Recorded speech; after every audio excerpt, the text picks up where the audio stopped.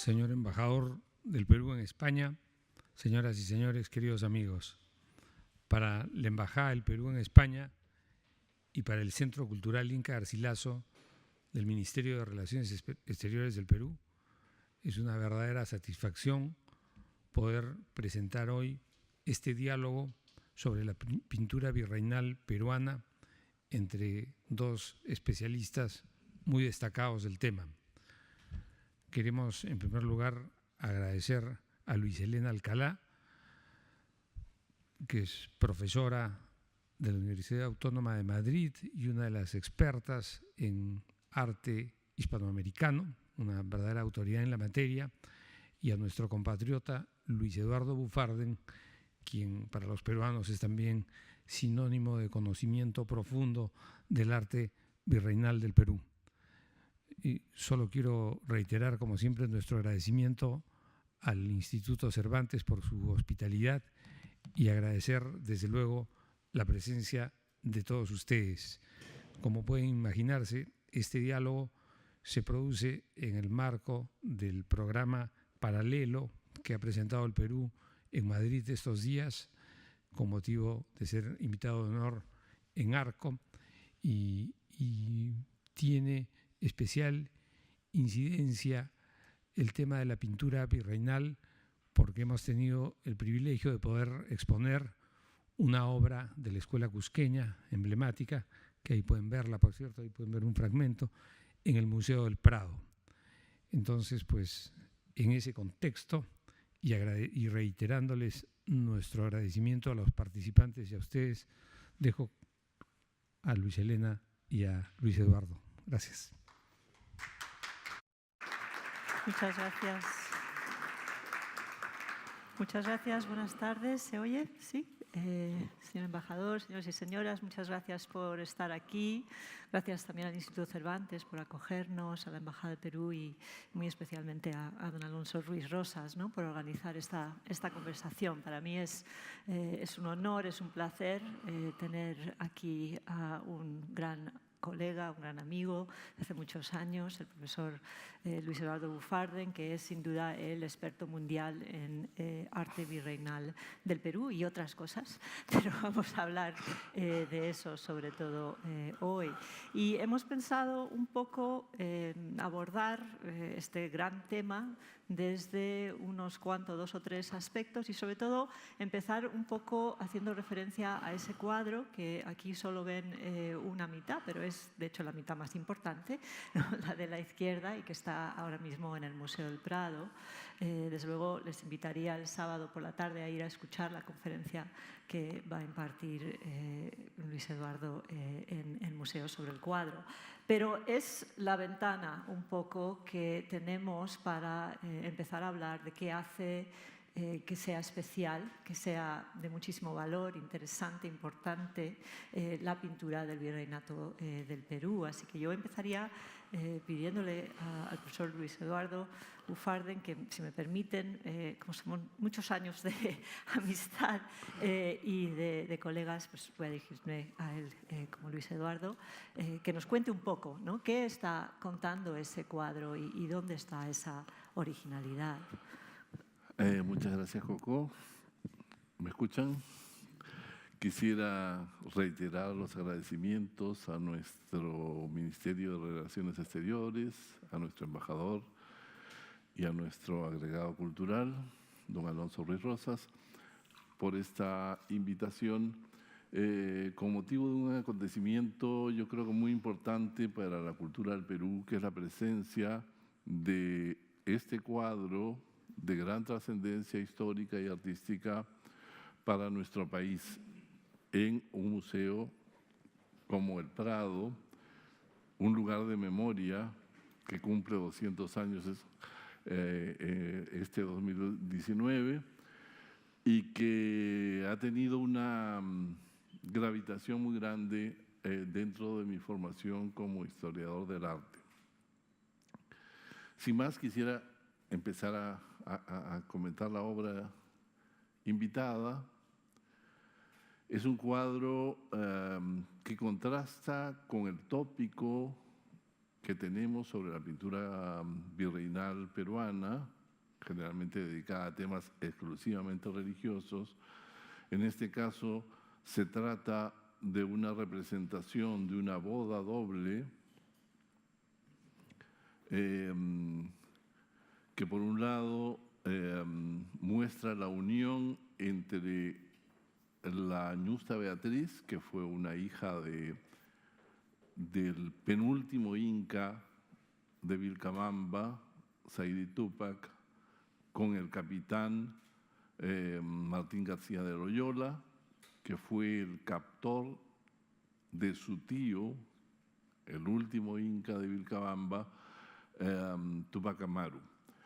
Habría que precisar que después de la muerte de la captura y de la muerte de Atahualpa en 1532, se mantuvo un gobierno paralelo de los incas. Hubo 4 incas en Vilcabamba, un lugar que hasta hoy día no ha sido ubicado con precisión, pero allí se mantuvo la resistencia incaica desde 1532 hasta 1571, si no me equivoco.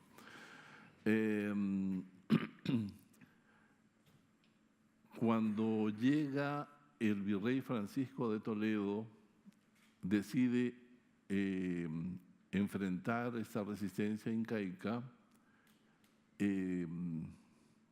contra Túpac Amaru, que era un inca muy joven.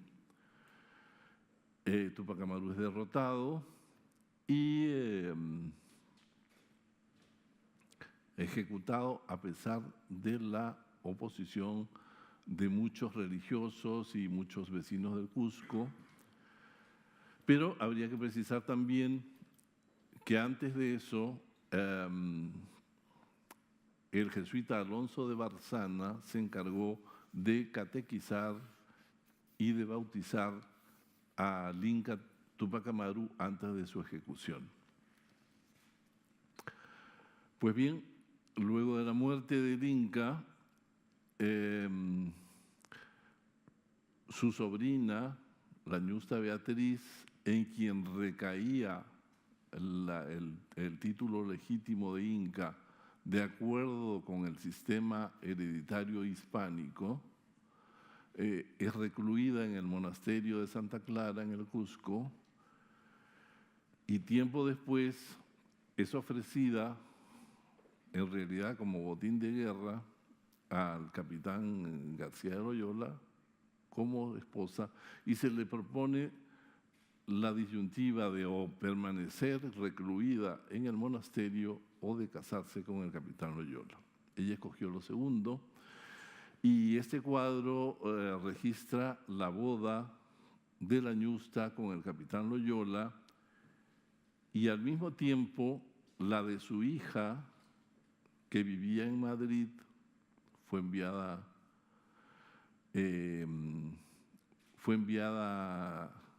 a Madrid. Bueno, llegó a Madrid con su madre, porque debemos decir también que el capitán García de Loyola fue nombrado gobernador de Chile y allí murió a manos de los rebeldes araucanos de la ciudad, de la capitanía de Chile, y la viuda del capitán García de Loyola, en este caso doña Beatriz, se traslada a Madrid con su hija Ana María Lorenza de Loyola, quien a su vez se casa en Madrid con Juan Enríquez de Borja en 1611.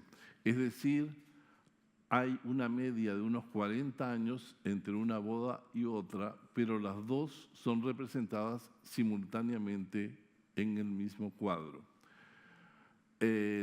Por supuesto que la obra manipula la historia de una manera muy curiosa, y en ella vemos por ejemplo, al ejecutado Felipe, de nombre cristiano, luego de ser bautizado, entre los asistentes a la boda, cuando por supuesto ya había muerto.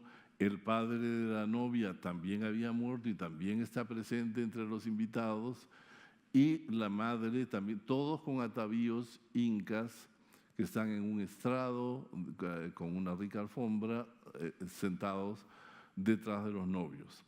Al otro lado vamos a ver, no sé si se ve el cuadro completo, no, aquí se ve la mitad del cuadro. El cuadro está dividido en dos mitades exactas.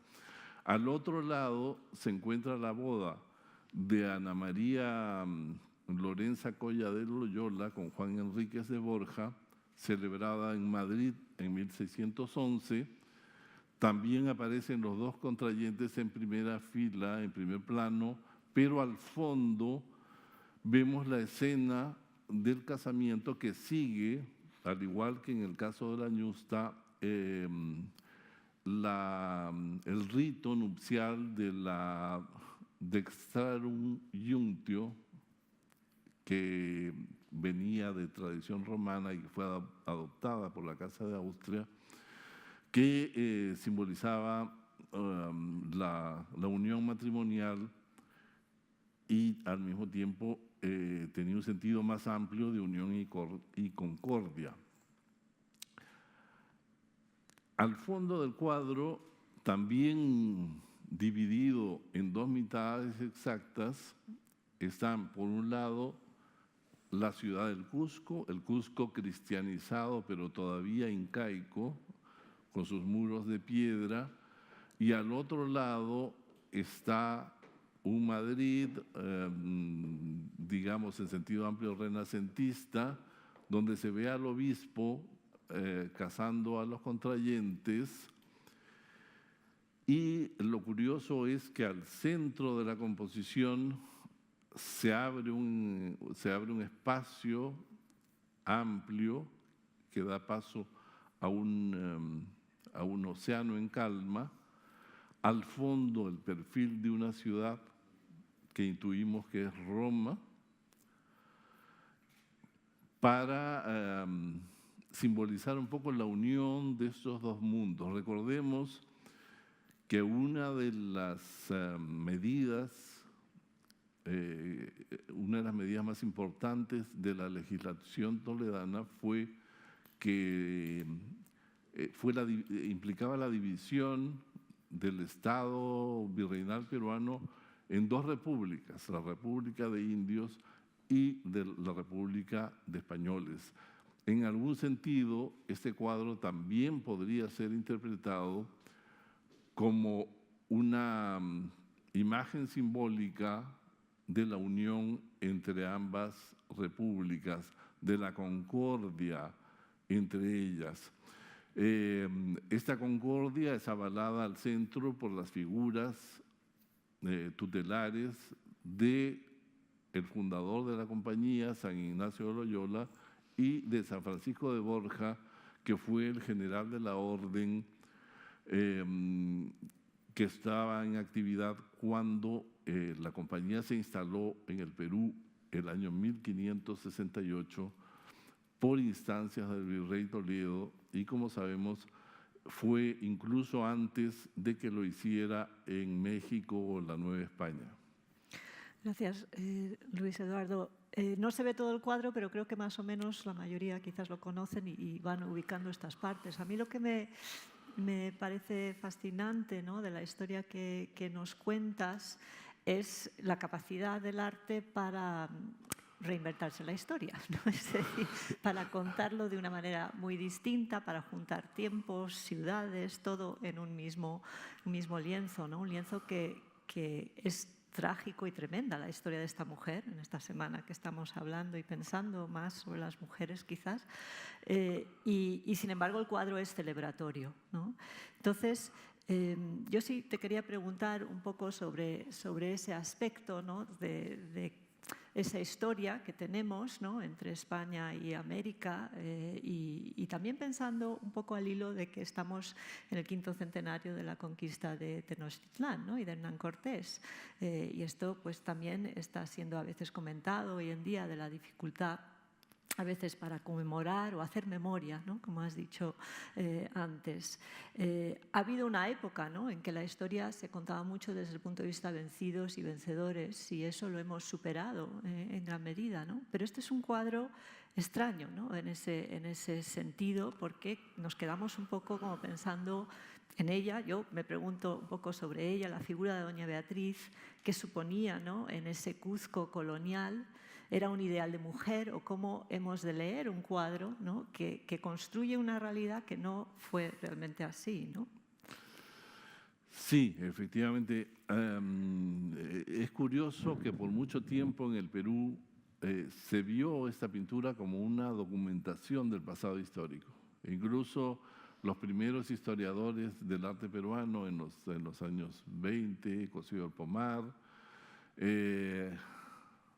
hasta incluso Rubén Vargas Ugarte, que por añadidura era además jesuita, hablaba de esta pintura como una documentación histórica. Pero queda claro que se trata de una construcción cuidadosamente pensada, es una exaltación de la orden jesuítica, y precisamente por eso los patriarcas de la orden aparecen en el eje de la composición, y no olvidemos tampoco que en la parte superior se ve un sol de justicia, que es un atributo de Jesús, con las siglas de Jesús, las emblemáticas de la orden, el corazón con los 3 clavos, para que no quedara duda de que este nuevo orden instaurado en el Reino del Perú tenía entre sus protagonistas principales a la Compañía de Jesús, que instruía a los miembros de la élite indígena. Tenía un colegio de curacas, el colegio de San Borja, donde ellos se formaban, y que les aseguraba un lugar muy especial dentro de este cristianismo universal que estaban construyendo de acuerdo con su visión misional, que estaba dirigida prácticamente hasta todos los confines del mundo, y que implicaba también un especial respeto por las particularidades culturales de cada región donde llegaban. Sí, yo creo que eso es fascinante, ¿no?, ese papel de los jesuitas, que lo han tenido en muchas partes, ¿no?, de los virreinatos, de negociar un poco, ¿no?, sí, que es una palabra que a veces usamos mucho, negociar identidades, y que nos permite ir más allá, ¿no?, de una historia simplista de blanco y negro, ¿no?, y entender las complejas vidas de todas estas personas. Eso a veces, o sea, también la otra cosa aquí curiosa es que este cuadro es del siglo XVIII, ¿no?, de principios del siglo XVIII, pero nos está contando eventos del siglo XVI, ¿no? Pasa mucho tiempo antes de que, por lo menos en la pintura, ¿no?, se asimila o se incorpora, muchas gracias, la historia, ¿no? Y en este momento, particularmente, tú has escrito bastante sobre la idea de un renacimiento inca, ¿no?, como un movimiento cultural, un movimiento artístico. Y me preguntaba si nos podías también explicar un poco qué es esa idea de renacimiento inca.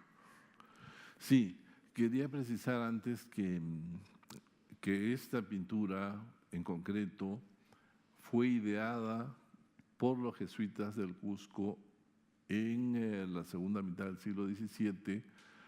La versión que hoy vemos está fechada con precisión en 1718, y a su vez narra acontecimientos que se inician en 1572 y terminan en 1611. De alguna manera conmemoraban el centenario, el primer siglo de la presencia de la Compañía de Jesús en el Perú, haciendo patente su vinculación con la herencia imperial incaica a través de esta unión de sangre que en esa época era tan importante.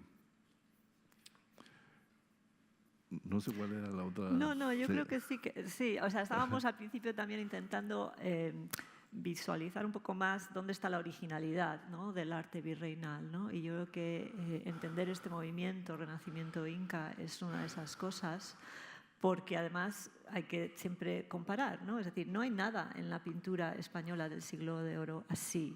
Hay unos pocos cuadros de bodas, de matrimonios reales, pero no es lo habitual y no son estos, ¿no?, los protagonistas, no se les da tanto protagonismo, ¿no? Entonces, yo creo que entender esa originalidad es importante y quizás podemos también avanzar y pensar de qué otras maneras es original el arte y la pintura del virreinato del Perú, ¿no?, a partir de...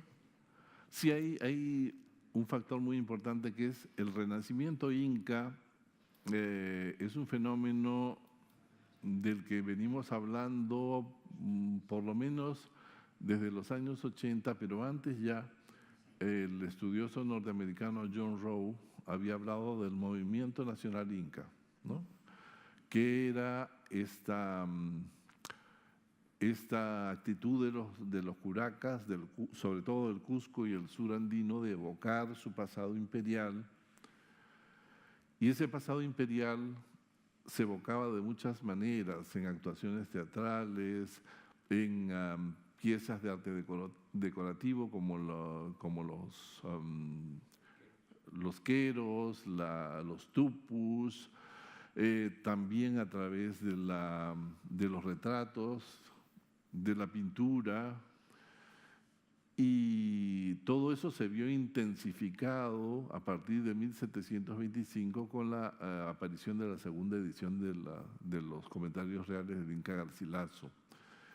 Este fenómeno, impulsado por las curacas, fue también apoyado por ciertas órdenes religiosas y por sectores importantes de la élite criolla también. Recuerdo que había, dentro de un proceso judicial muy largo y enrevesado que se hizo en el Cusco al marqués de Esquivel, era un criollo muy acaudalado que tenía una gran autoridad económica y política en el Cusco. Una de las acusaciones que se decía es que tenía en su propia casa una serie de cuadros de la sucesión de los incas, y cuando llegó al Cusco el virrey Morcillo de Auñón, que venía de La Plata, nombrado como virrey del Perú, le habría dicho en algún momento cuando visitó su casa: aquí tiene usted, señor virrey, a mis antepasados. Entonces había una serie de estrategias políticas, de alianzas entre los poderes locales, en las que intervenían no solo la élite indígena, sino también los grupos poderosos de la élite criolla. Este fenómeno fue capitalizado, lógicamente, por los jesuitas para una serie de iconografías, de las cuales esta, creo yo, es la más importante. Y por otro lado, tenemos la presencia en el Cusco a partir de 1673, si no recuerdo mal, del obispo Manuel de Mollinedo y Angulo, que era, para variar, madrileño, había sido párroco de la Almudena, estaba muy familiarizado con los usos políticos de la imagen en la Corte de Madrid y llega en este momento crucial convencido de la necesidad de impulsar la imagen del rey de España en un momento realmente difícil para la monarquía. España tenía un rey muy jovencito, muy enfermizo, había el peligro que era Carlos II, había el peligro de que hubiera problemas de sucesión y la dedicación principal de Mollinedo en el Cusco, en toda su política visual, fue impulsar la imagen de la monarquía española, de la Casa de los Austrias, junto con la de las grandes devociones que promovía la corona, como son la Inmaculada, el culto al Santísimo Sacramento, y por eso tenemos la serie del Corpus, que es una de las realizaciones más grandes de la pintura cusqueña a fines del siglo XVII. De alguna manera los jesuitas entran en contrapunto con esta política y asumen su propia agenda en respuesta a este cuerpo de imágenes que fue también tan impactante en la ciudad. Por eso pienso yo que es muy llamativa en esta imagen, por ejemplo, la ausencia de toda referencia a la corona española. Incluso el atributo de San Francisco de Borja, que es un cráneo que sabemos corresponde a la reina Isabel de Portugal, que normalmente o muchas veces o la mayoría de las veces aparece coronado, aquí se ha eliminado la corona y hay una vinculación directa con la Casa Matriz de Roma a través de esa visión un poco ideal y emblemática del océano, que remite a la Casa Matriz de Roma, sede de los jesuitas, y se elude pues toda referencia directa a la Casa Real Española, pese a que, por supuesto, el capitán Martín García de Loyola actuaba en su momento en nombre del rey de España cuando derrotó a Túpac Amaru. Sí, ese es otro de los aspectos fascinantes, que uno ve este cuadro y se pregunta quiénes son los protagonistas de verdad, ¿no?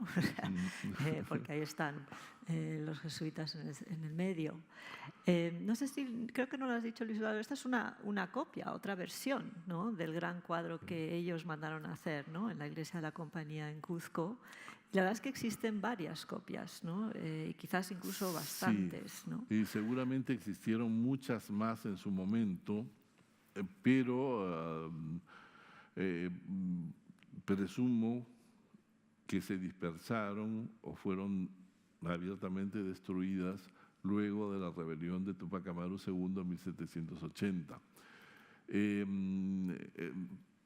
Permanecieron básicamente las que se encontraban en lugares de culto, como la Compañía de Jesús del Cusco o la de Arequipa, pero en muchos establecimientos jesuitas a lo largo y ancho del Perú están documentadas copias de esta composición, y esta, la del Museo de Osma, estoy convencido de que se encargó para adorno de la casa de un curaca del Cusco, está fechada en 1718, y probablemente se salvó o porque fue escondida o porque la familia del propietario tomó claramente partido en contra del rebelde y a favor de la corona de España.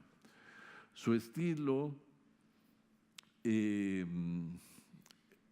se si la comparamos con el cuadro que está en la Compañía del Cusco, que es el cuadro prototipo, nos va a indicar la diferencia estilística entre uno y otro.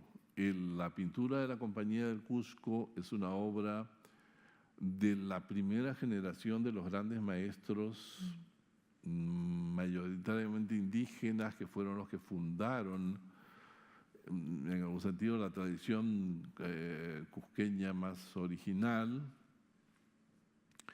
Y luego esta tradición se consolida en el primer tercio del siglo XVIII con un conjunto de maestros y talleres que permanecen anónimos. Es la época en la que menos conocemos nombres y apellidos, pero sí tenemos bien definido el estilo de este periodo, cuyo rasgo más llamativo quizás sea el uso intensivo de las aplicaciones sobredoradas, que aquí vemos se usaban, por supuesto, con mayor frecuencia para las figuras de carácter religioso, pero aquí las vemos para realzar la figura de estos personajes nobles, con una aplicación de dorado muy fina que adopta la forma de una especie de encaje que cubre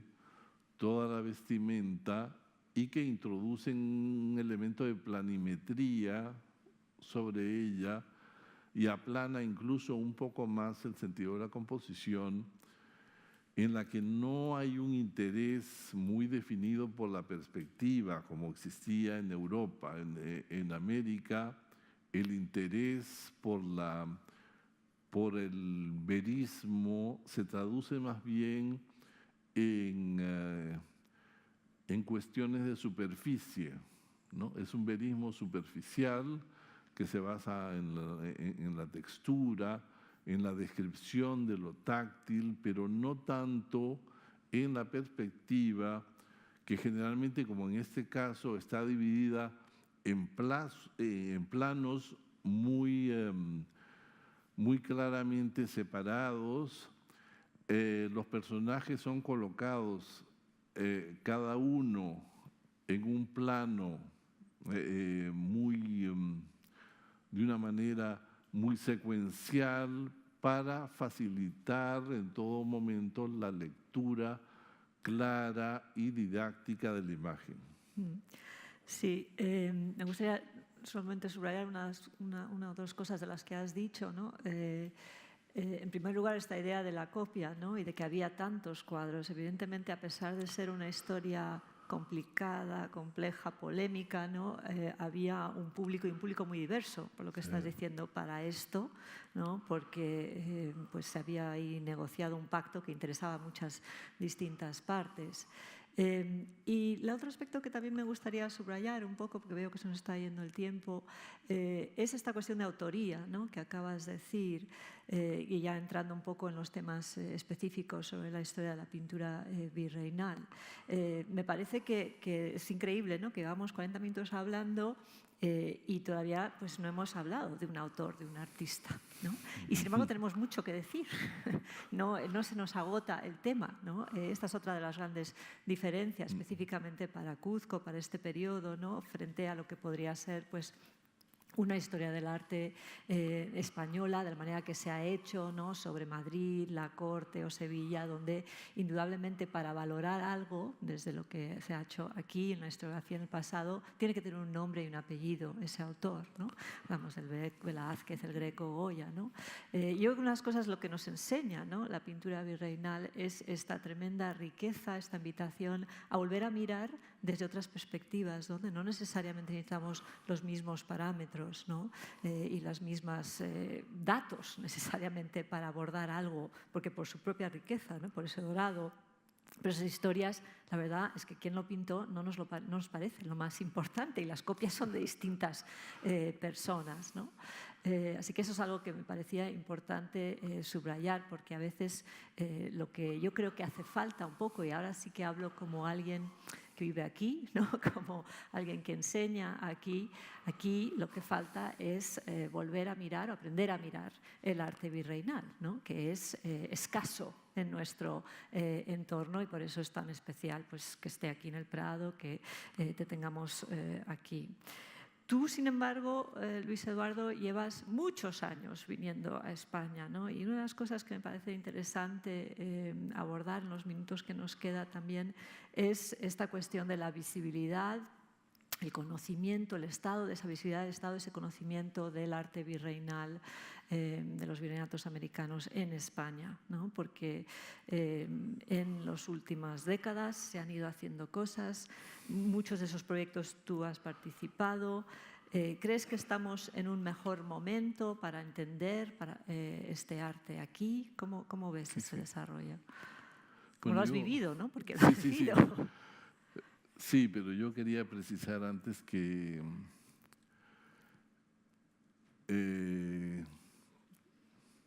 no sé cómo decirlo, que mis años no son pocos, pero tampoco muchos. Pero sí he tenido ocasión de apreciar todo este proceso de revaloración, no solo en España y no solo en Europa, sino también en los Estados Unidos, del arte virreinal, que se ha ido acelerando en los últimos tiempos. Y hemos tenido hitos importantes. Creo que algunos los hemos compartido. No recuerdo si para el 92 hubo demasiada actividad, creo que no. Pero el año 99, la exposición sobre los siglos de oro en los virreinatos de América fue un hito importantísimo. Y se lo debemos agradecer la iniciativa al profesor Jonathan Brown, amigo y maestro nuestro, quien propuso esta muestra que creo que tuvo un efecto multiplicador luego. Tuvimos luego la muestra de Perú indígena y virreinal, en que se presentó en Barcelona y en Madrid. Una importantísima exposición de tapices y platería, dos géneros claves para el arte virreinal en el Metropolitan de Nueva York. Y luego también creo que ha sido importante la incorporación del arte virreinal en muestras más amplias sobre el arte hispánico, como la que hubo en Indianápolis, recuerdo, Sí. en la que se introdujeron, queda una muestra básicamente sobre el arte religioso hispánico, pero se introdujeron muestras del arte virreinal tanto mexicano como peruano. Y otra de las grandes exposiciones se celebró aquí en Madrid en el 2011, si no recuerdo mal, que fue Pintura de los Reinos. También se expuso en México, fue una gran iniciativa. Y son espacios que se han ido abriendo y han motivado la discusión sobre temas que antes estaban ausentes en los círculos académicos de la historia del arte europeo y norteamericano. Se han formado colecciones, creo que las colecciones, por ejemplo, de la familia Huber o Toma o sea, ¿tú crees que estamos en un buen momento? En los Estados Unidos, sí. Pienso que la presencia latinoamericana, tanto en los Estados Unidos como en España, todo el fenómeno de la migración, es algo que también ha contribuido a despertar el interés por estos fenómenos que no son ajenos a la historia canónica del arte occidental, sino que tienen que ver mucho, que aportan mucho a esa historia y que es indispensable estudiarlos para comprender el proceso artístico en un sentido más amplio. Sí, yo creo que también, o sea, que sí que hemos vivido estos cambios, ¿no? Y ha habido esta aceleración de exposiciones. Creo que hay dos maneras, ¿no?, de abordar estas cosas. Por una parte se pueden hacer exposiciones, es un evento temporal, ¿no? Por otra, es interesante, ¿no?, que este cuadro esté en el Museo del Prado, es decir, que se integre en una sala. No se le ha creado una sala separada, se ha integrado en la colección, que tiene que ver con lo que estabas diciendo de la importancia también de reflexionar sobre el propio arte español, ¿no?, a partir de estas obras, y esto está siendo una vía fértil, ¿no? Entonces, yo siempre dudo entre esas dos maneras de obrar. Se trata de crear espacios nuevos en España para el arte virreinal, o se trata de incorporar algo del arte virreinal en las colecciones y en los museos aquí, ¿no?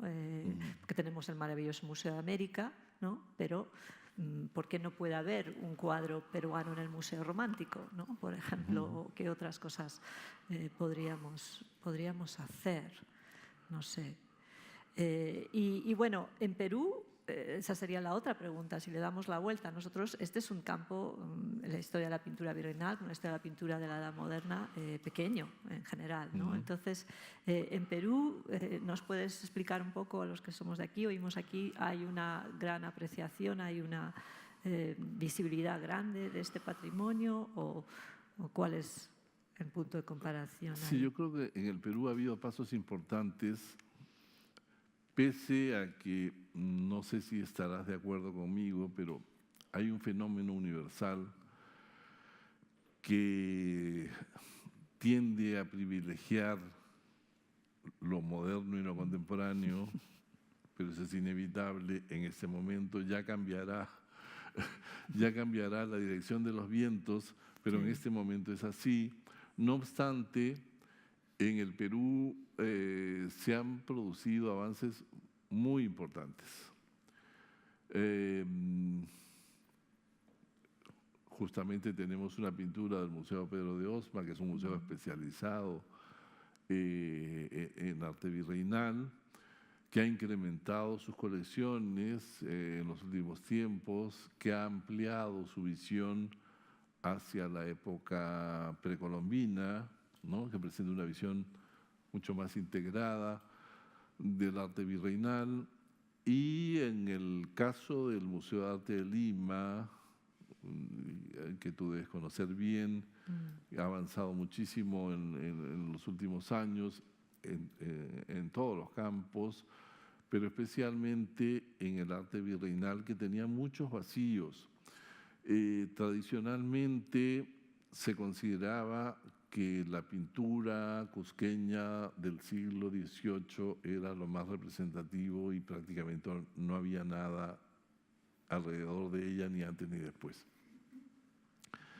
En los últimos años, por iniciativa de un mecenas muy importante, justamente hispano-peruano, hasta donde tengo entendido, Petrus Fernandini, se amplió la colección de arte virreinal de una manera muy significativa, se llenaron grandes vacíos.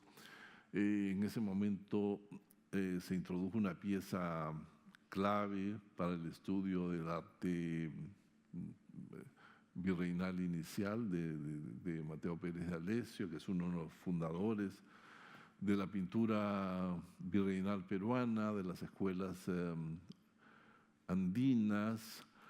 Entraron muchas pinturas del siglo XVII temprano y también de temas del Renacimiento Inca, que estaba ausente hasta entonces del Mali. Por tanto, el ingreso de la colección Petrus y Verónica Fernandini al Museo de Arte de Lima significó un hito de primer nivel para actualizar la colección y para actualizar también el conocimiento sobre estos temas, porque se publicó un catálogo bastante documentado en ese momento. Sí, yo yo soy profesora de universidad aquí, de la Autónoma, y entonces la verdad es que cuando pensamos el campo, ¿no? Y vemos un poco lo que está pasando, a pesar de todas estas cosas positivas, ¿no? De este crecimiento y este interés en colecciones, en museos, por lo menos desde aquí en la universidad, para mí siempre, confieso, es difícil, ¿no? Convencer a los jóvenes, en parte por este empuje de lo contemporáneo, pero convencer a los jóvenes que se adentren en estos temas, ¿no? Y en el fondo los jóvenes son el futuro, ¿no? Necesitamos, yo creo, por lo menos mi impresión en España es más historiadores del arte que se dedican a lo virreinal, y eso es difícil y complicado de impulsar, en parte por cuestiones de financiación y becas. En Perú hay este crecimiento, vemos llegar unas nuevas generaciones para poder seguir explorando. En realidad no en el número que quisiéramos. Actualmente tenemos un excelente curador joven en la colección de arte virreinal, que es Ricardo Kusunoki, que es una gran, más que promesa, diría yo que realidad ya, que es una persona de un conocimiento impresionante, de una gran erudición, y fue uno de los factores principales para la formación de la colección Fernandini y de la edición del catálogo, y creo que a través de él van a venir nuevos profesionales jóvenes interesados en el arte virreinal, sobre todo promoviendo la idea de que no podemos tener una comprensión completa y abarcadora de nuestras artes si dejamos de lado el arte virreinal, que es la gran bisagra de todas las épocas que han recorrido la producción plástica peruana. Sí, sí, no, y desde luego yo creo que vendrán esas nuevas, a pesar de las dificultades, siempre va a haber nuevas generaciones y efectivamente, ¿no? Este es ese cuadro bisagra, ¿no? Entre un pasado, ¿no? y un presente y un futuro. Pues yo creo que nada más, quizás podemos terminar aquí. Yo agradecerte mucho. Espero que te haya gustado dónde está en el museo el cuadro. No sé si la última pregunta a lo mejor sería ¿dónde lo hubieras puesto? Si lo hubieras puesto con las meninas o no. Yo creo que dialoga maravillosamente en la sala donde está. Me ha encantado y ojalá que lo visiten muchísimas personas. Bueno, pues nada, muchas gracias, Luis Eduardo. Gracias a ti. Gracias.